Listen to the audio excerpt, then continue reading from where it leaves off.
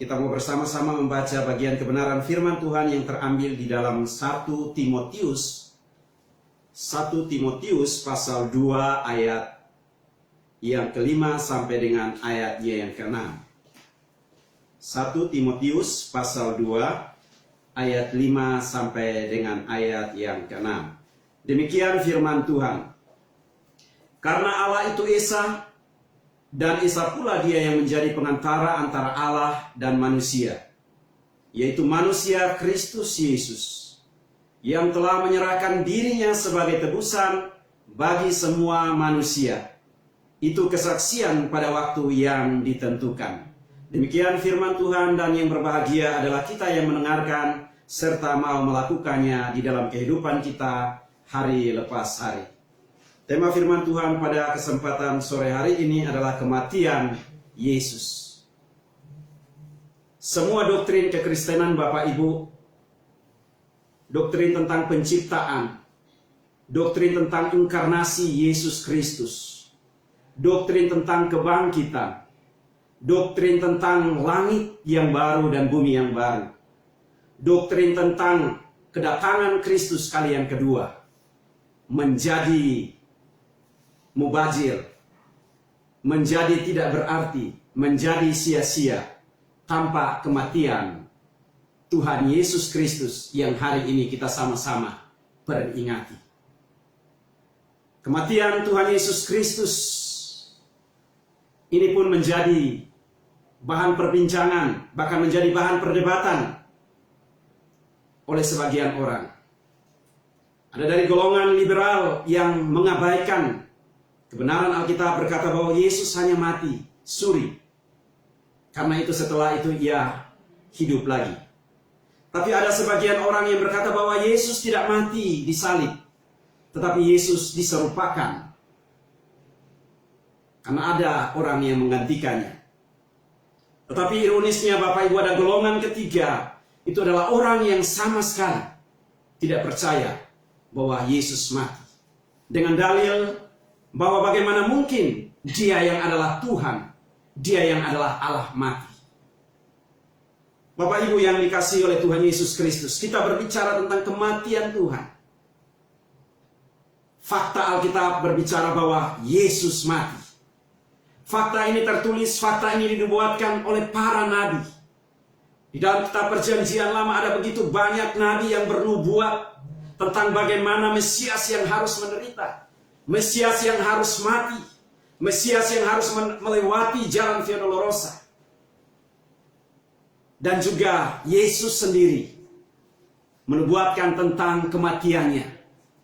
Ribuan tahun yang silam dia hadir di tengah-tengah dunia ini, dia memberikan pengajaran yang begitu luar biasa. Tetapi menunjuk kepada dirinya, ia menubuatkan dirinya bahwa ia akan diserahkan kepada orang-orang berdosa untuk disalibkan dan mati di atas kayu salib. Pertanyaan bagi kita pada sore hari ini Bapak Ibu yang dikasihi oleh Tuhan Yesus Kristus. Mengapa Yesus mati? Mengapa Yesus mati?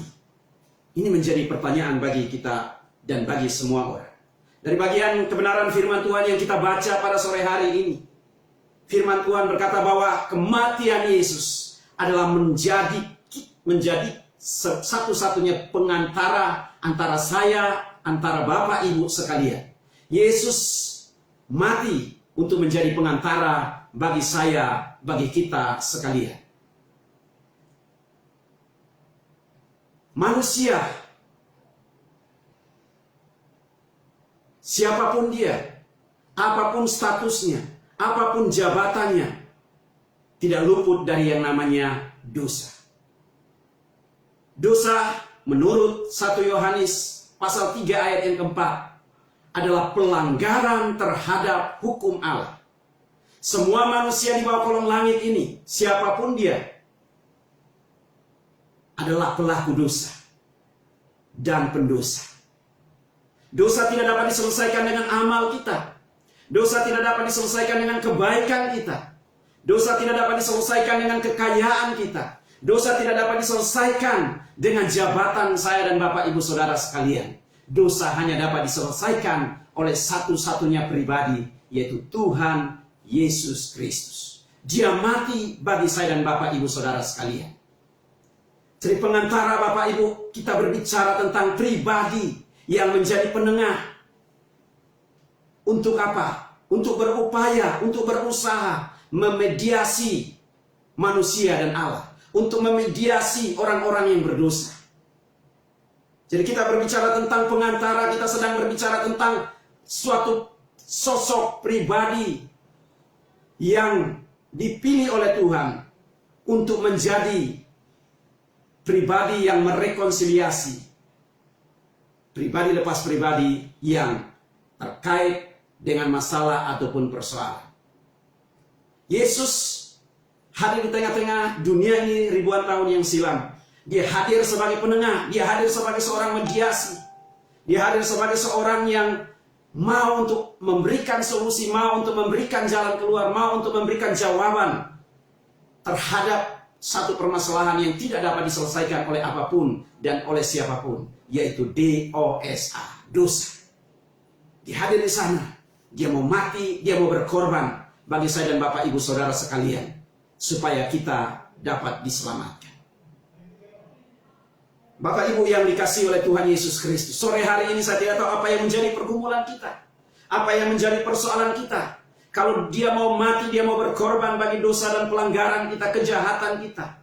Maka apapun masalah kita, apapun persoalan kita, apapun pergumulan kita pada sore hari ini, kematiannya adalah untuk membebaskan saya dan Bapak Ibu Saudara sekalian, untuk memediasi saya dan Bapak Ibu Saudara sekalian, untuk memberikan solusi, untuk memberikan jawaban, untuk memberikan jalan keluar atas setiap pergumulan hidup saya dan Bapak Ibu Saudara sekalian. Akhir-akhir ini Bapak Ibu yang dikasihi oleh Tuhan Yesus Kristus, kita melihat ada begitu banyak masalah, ada begitu banyak pergumulan. Situasi COVID-19 yang luar biasa melanda dunia. Ada banyak orang hari ini, Bapak Ibu, mengalami yang namanya tekanan, mengalami yang namanya frustrasi, mengalami yang namanya berbagai macam persoalan. Baik di dalam rumah tangga, antara suami dan istri berantem, antara istri dan anak-anak berantem. Bapak Ibu, seolah-olah tidak ada jalan keluar. Tetapi pesan Jumat Agung bagi kita, kalau kita diperhadapkan dengan berbagai macam tantangan di dalam rumah tangga, sehingga hari ini kita tidak ada jalan keluar, seolah-olah tidak ada jalan keluar. Pesan firman Tuhan bahwa ada jalan keluar di dalam Yesus Tuhan. Dia hadir sebagai pengantara di tengah-tengah kehidupan kita untuk merekonsiliasi hubungan kita. Hubungan yang rusak antara suami dan istri, istri dan suami dan anak-anak. Hubungan yang rusak antara sesama kita. Hubungan yang rusak antara keluarga, antara rekan sekerja, partner kita dan lain sebagainya. Pesannya sore hari ini, Tuhan mau merekonsiliasi kita. Dia mau mati agar saya dan Bapak Ibu Saudara sekalian kita direkonsiliasi. Karena itu mari kita sama-sama membuka jalan. Banyak orang berupaya, banyak orang berusaha untuk mencari jalan, mencari jawaban di luar Yesus. Bukan semakin menjadi baik, bukan semakin menjadi terselesaikan masalah dan persoalan hidup yang dialami. Tetapi sebaliknya, hanya di dalam Yesus, Bapak Ibu, hanya di dalam Yesus ada jawaban. Hanya di dalam Yesus ada jalan keluar. Itu sebabnya Yohanes pasal 14 ayat yang ke-6, firman Tuhan di sana berkata, "Ikala Isa ana huwa tarik ana huwal haq ana huwal haya la yadiru ahadun an yati ilal ab ila biwasitati." Artinya Yesus berkata, "Akulah jalan, akulah kebenaran, akulah kehidupan. Tidak ada seorang pun yang datang kepada Bapa kalau tidak melalui Aku." Jadi kita lihat bahwa dia hadir di sini menjadi pengantara untuk menolong saya menyelesaikan masalah terurgent, yaitu dosa yang tidak dapat diselesaikan oleh apapun. Kalau dosa kita dapat diselesaikan, dapat dituntaskan, maka saya dan Bapak Ibu, persoalan kita, apapun yang menjadi tantangan, apapun yang menjadi pergumulan kita pada sore hari ini, mari letakkan di bawah kaki salib Tuhan. Karena di sana ada rekonsiliasi, karena di sana ada pemulihan, karena di sana ada kesembuhan, karena di sana ada jawaban, karena di sana ada jalan keluar. Hanya di dalam Yesus. Jadi Yesus mati bagi kita karena dia mau menjadi pengantara bagi saya dan Bapak Ibu Saudara sekalian. Kata pengantara Bapak Ibu, ini berbicara tentang bagaimana dia hadir menjadi pembela bagi saya dan Bapak Ibu Saudara sekalian di dalam bahasa asli. Kata pengantara di sini juga mendamaikan. Kata pengantara di sini juga berbicara tentang juru syafaat. Dia mau mengambil beban saya dan Bapak Ibu Saudara sekalian. Dia mau berdiri bagi saya dan Bapak Ibu Saudara sekalian. Karena itu apapun pergumulan Bapak Ibu Saudara sekalian, mari serahkan kepada Tuhan. Yesus berkata, marilah kepadaku hai engkau yang letih lesu dan berbeban berat. Aku akan memberikan kelegaan kepadamu. Kelegaan sejati hanya didapat di dalam satu-satunya pribadi, yaitu Yesus Kristus Tuhan. Bapak Ibu yang dikasihi oleh Tuhan Yesus Kristus. Poin yang pertama, poin yang kedua Bapak Ibu yang dikasihi oleh Tuhan Yesus Kristus dari bagian firman Tuhan yang kita baca pada sore hari ini. Karena Allah itu Esa, dan Esa pula Dia yang menjadi pengantara antara Allah dan manusia, yaitu manusia Kristus Yesus, yang telah menyerahkan dirinya sebagai tebusan bagi semua manusia. Poin yang kedua Bapak Ibu yang dikasihi oleh Tuhan Yesus Kristus, mengapa Yesus mati? Karena Yesus adalah satu-satunya imam besar agung. Yesus adalah imam besar agung yang mau mengambil bagian kehidupan kita. Dia mau mengorbankan totalitas kehidupannya bagi saya dan Bapak Ibu Saudara sekalian. Jadi kalau kita belajar di dalam perjanjian lama, kita baca di dalam perjanjian lama, bagaimana peranan imam. Imam berdiri untuk mempersembahkan korban kepada Allah. Untuk mendamaikan manusia yang penuh dengan dosa. Untuk mendamaikan manusia yang penuh dengan kejahatan. Untuk mendamaikan manusia yang penuh dengan berbagai macam pelanggaran dan pemberontakan. Imam-imam di dalam perjanjian lama, mereka mempersembahkan korban berupa domba, berupa kambing. Ketika bangsa Israel melakukan kesalahan, ketika bangsa Israel melakukan pelanggaran, ketika bangsa Israel melakukan yang namanya kejahatan, mereka harus membawa domba, mereka harus membawa korban persembahan. Korban ini diserahkan kepada imam. Imam kemudian mempersembahkan korban ini kepada Tuhan. Tetapi sebelum imam ini mempersembahkan korban ini kepada Tuhan, imam itu terlebih dahulu harus mempersembahkan korban bagi dirinya secara pribadi maupun keluarganya, sehingga ia dilayakkan oleh Tuhan. Tetapi hari ini Bapak Ibu yang dikasihi oleh Tuhan Yesus Kristus, firman Tuhan berkata bahwa Yesus Kristus adalah korban sejati. Yesus Kristus hadir di tengah-tengah dunia ini, dia menjadi imam besar agung. Dia satu-satunya pribadi yang tak berdosa, dia satu-satunya pribadi yang tak bercelah. Dia mau mengorbankan diri dan hidupnya. Dia tidak mengorbankan orang lain agar reputasinya naik, agar dia mendapatkan popularitas. Pengorbanannya, dia tidak mengorbankan orang lain, tetapi dia mengorbankan diri dan hidupnya. Firman Tuhan ini saya senang Bapak Ibu. Ayat ini adalah merupakan kalimat syahadat orang Kristen. Itu sebabnya Bapak Ibu yang dikasihi oleh Tuhan Yesus, saya sangat senang karena firman Tuhan ini dengan jelas. Kalau dalam bahasa aslinya mengorbankan bukan menyerahkan. Jadi asyhadu anna la ilaha illallah walla safiya bainahu wa baina annas ilal insanu al-masihu Isa ala didaha bin nafsi liyafdikula anas. Artinya aku bersaksi bahwa Allah itu Esa, dan Esa pula pengantara antara dirinya dan antara manusia. Di dalam kemanusiaan Yesus Kristus yang mengorbankan dirinya bagi semua manusia. Dia mengorbankan dirinya bukan hanya buat saya dan Bapak Ibu Saudara sekalian, tetapi dia mengorbankan dirinya bagi semua orang. Semua orang, semua manusia. Karena itu kekristenan, Bapak Ibu yang dikasihi oleh Tuhan Yesus Kristus, kekristenan bukanlah suatu yang eksklusif, suatu agama yang eksklusif, tetapi inklusif. Berbicara tentang pengorbanan, Yesus melakukan ini Bapak Ibu.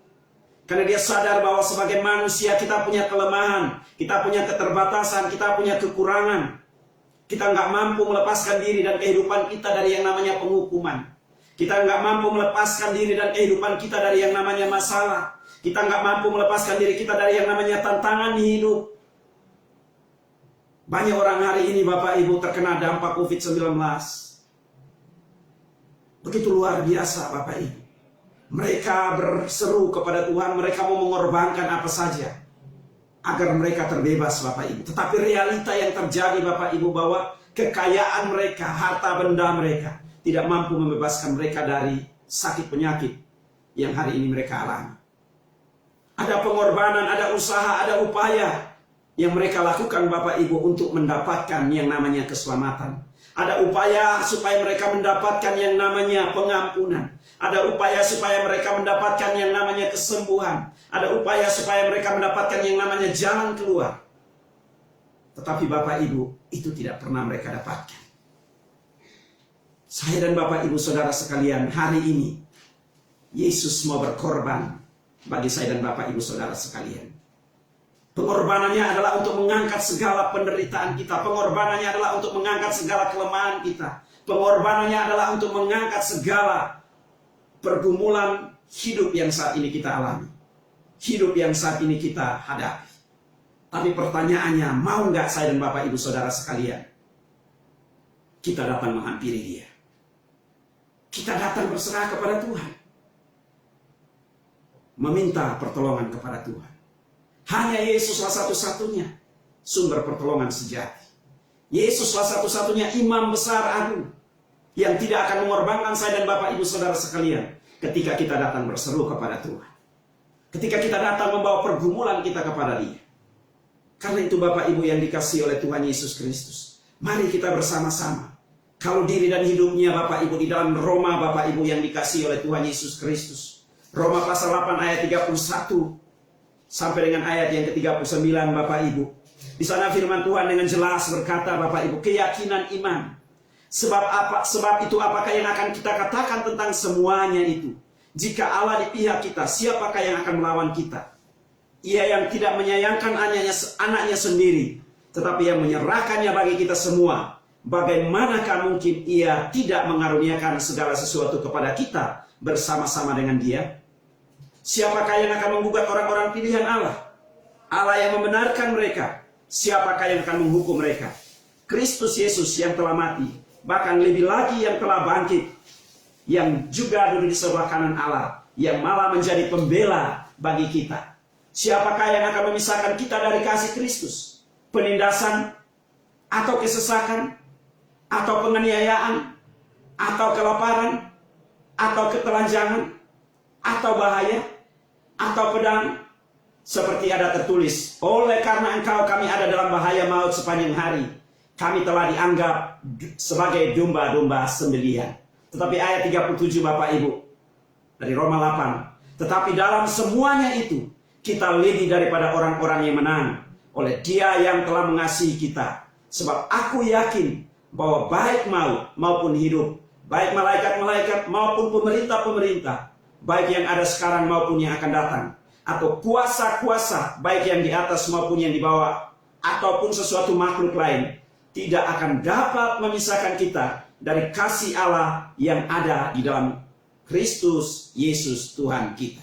Jadi Bapak Ibu yang dikasihi oleh Tuhan Yesus Kristus, kuasa apapun, kematian Yesus Kristus telah mengalahkan kuasa maut. Kuasa maut itu adalah dosa.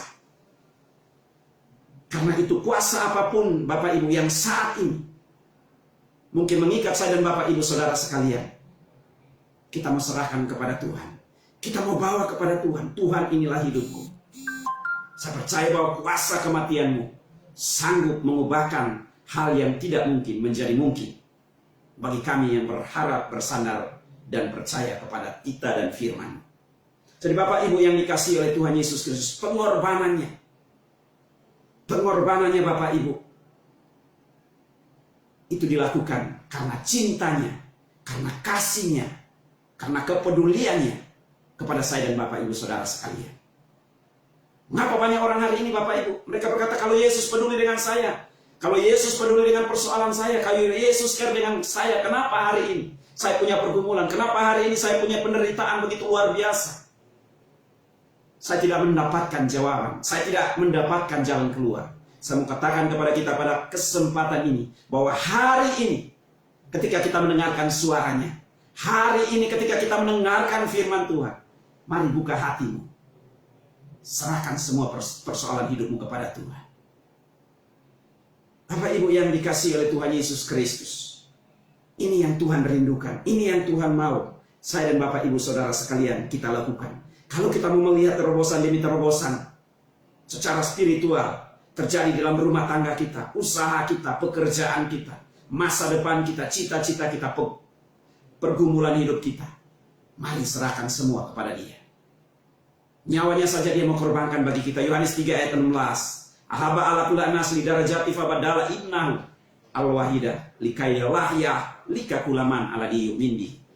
Firman Tuhan dengan jelas di sana berkata bahwa karena begitu besar kasih Allah akan dunia ini, sehingga Ia telah mengaruniakan anaknya yang tunggal, supaya setiap orang yang percaya kepadanya tidak binasa, melainkan beroleh hidup yang kekal. Bapak Ibu, ini dianugerahkan kepada saya dan Bapak Ibu Saudara sekalian. Tetapi butuh respon, butuh tanggapan dari saya dan Bapak Ibu Saudara sekalian untuk datang menghampiri Dia, menghampiri tata kasih karunia-Nya. Ketika kita menghampiri Dia, kita akan melihat mujizat demi mujizat. Kita akan melihat tanda heran demi tanda heran. Kita akan melihat tanda ajaib demi tanda ajaib yang Dia buat dalam kehidupan dan segala pergumulan yang kita alami dan kita hadapi. Jadi itu poin yang kedua dan yang terakhir Bapak Ibu yang dikasihi oleh Tuhan Yesus Kristus. Poin yang ketiga dari bagian kebenaran firman Tuhan yang kita baca. Mengapa Yesus Kristus mati bagi saya dan Bapak Ibu Saudara sekalian?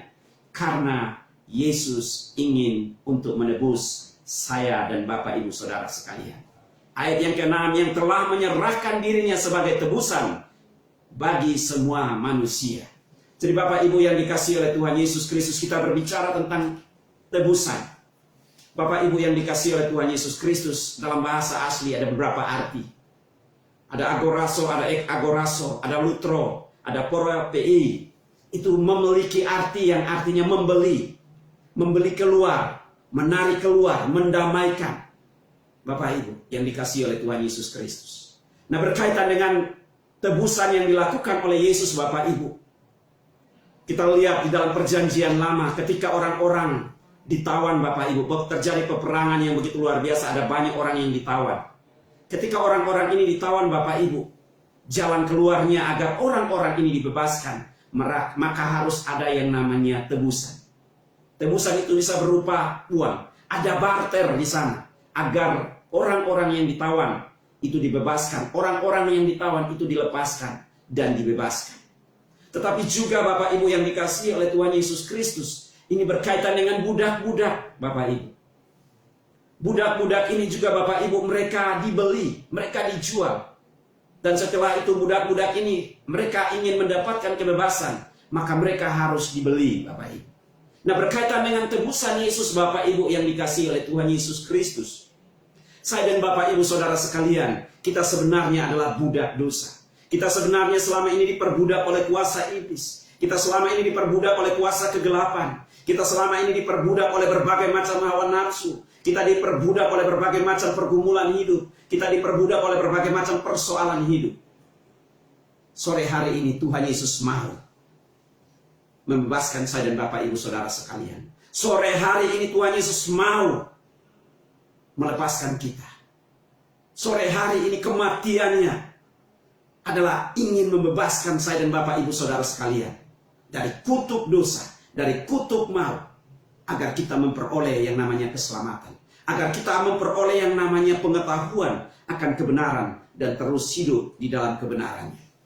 Di dalam Galatia pasal yang ketiga Bapak Ibu, ayat yang ke-13 di sana firman Tuhan dengan jelas, Kristus telah menebus kita dari kutuk hukum Taurat dengan jalan menjadi kutuk karena kita, sebab ada tertulis, terkutuklah yang digantung pada kayu salib. Jadi Bapak Ibu yang dikasihi oleh Tuhan Yesus Kristus, salib Bapak Ibu adalah lambang kutuk.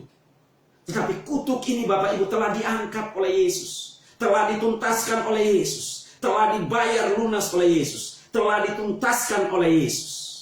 Karena itu saya dan Bapak Ibu Saudara sekalian, kalau sore hari ini kita punya pergumulan, kalau sore hari ini kita punya persoalan, kalau sore hari ini ada kutuk-kutuk yang mengikat diri dan kehidupan kita, keluarga kita, orang tua kita, sanak famili kita, usaha kita, pekerjaan kita, masa depan kita, sore hari ini firman Tuhan berkata, Yesus mau untuk melepaskan kutuk-kutuk tersebut dari dalam diri dan hidupmu. Karena itu mari berespon kepada Dia. Responilah panggilannya. Dia mau mati, kematiannya bukan untuk kesia-siaan. Tapi kenapa kematiannya itu menjadi sia-sia ketika saya dan Bapak Ibu Saudara sekalian, kita mengabaikan, kita mengesampingkan kematiannya. Maka kematian Yesus tidak akan berdampak bagi kehidupan saya dan Bapak Ibu Saudara sekalian.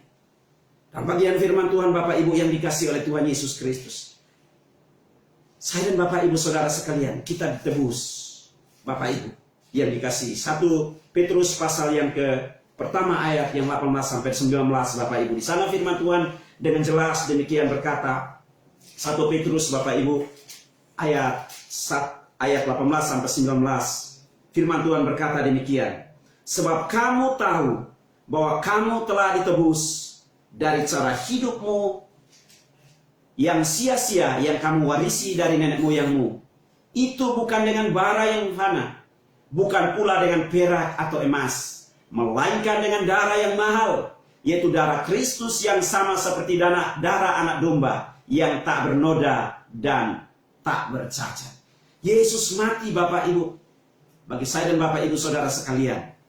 Dia membayar tunai. Harga diri saya dan Bapak Ibu Saudara sekalian tidak dibayar dengan emas, perak, dan permata. Masalah kita Bapak Ibu, pergumulan kita, persoalan kita tidak dibayar dengan harta yang ada di dalam dunia ini, atau jabatan kita, kedudukan kita, posisi kita, tetapi dibayar dengan diri dan hidupnya. Dibayar dengan darahnya yang sangat amat mahal, darah yang tak bernoda, darah yang tak bercacat celah, agar saya dan Bapak Ibu Saudara sekalian mengalami yang namanya kelepasan dari berbagai macam kutuk yang kita alami dan kita hadapi. Kalau hari ini kita sakit, kita terikat dengan sakit penyakit Bapak Ibu, firman Tuhan juga berkata Bapak Ibu, di dalam 1 Petrus pasal yang kedua, ayatnya yang ke 24 dan 25 Bapak Ibu, saya bacakan bagi kita.